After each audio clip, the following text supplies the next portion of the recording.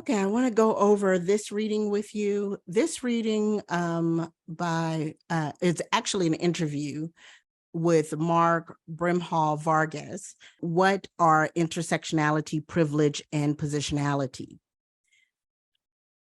Brimhall Vargas is the Executive Vice President of Racial Equity and Social Justice. He is a leading scholar and practitioner within the field of diversity, equity, and inclusion. He has a doctorate of philosophy in education, policy, and leadership from the University of Maryland. So in this very, very, very short interview, he is defining and explaining in 5 minutes intersectionality, privilege, and positionality. I've talked a bit about intersectionality already. I want you to think about how you understand social power. Social power is when we think about, say, Eurocentrism, right? When we think about a society that normalizes a particular concept of people as a way of what is right and what is normal. And this shows up in a number of different ways again. So Eurocentrism comes up in beauty standards. Eurocentrism comes up in definitions of language or proper language. Eurocentrism comes up in characters on popular movies or television series. Oftentimes, if you're reading a book, the only time that they classify or define a race of people is if they are not white. White is a standard or a norm and does not need to be classified or identified in that way. If you think about how we actually talk about ourselves in the United States, you have African Americans, you have Asian Americans, you have Mexican Americans, you have different, the ethnic racial identifier in Americans. And then white people just tend to be called Americans. So there's a way in which when we think about Eurocentrism and think about the dynamics of power that are being constituted by creating a concept of whiteness as a norm, then you can see how social power develops from there, right?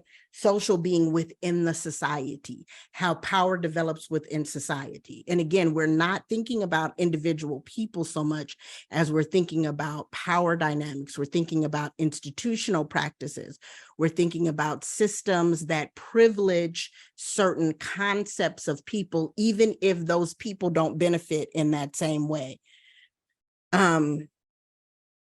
He says that the term privilege is being used in a different way. It is actually, this is a quote, it is actually attempting to focus on social advantages that are not conferred by effort or any type of merit, but rather simply by how one is born. So you have an advantage that privileges you, say in the legal system, where traditionally different demographics of people experience harsher sentences than other demographics of people because of the ways that the law is written and interpreted, right? And so then that helps us also to think about positionality. Thinking about positionality will also help you understand the this wheel. Right? Depending on where you are positioned on the wheel, you're having a different experience in the world. So depending on if your positionality is structured here in the areas that are constituted as normal or are a part of dominant society's norms, then you're experiencing a certain level of privilege because of your positionality.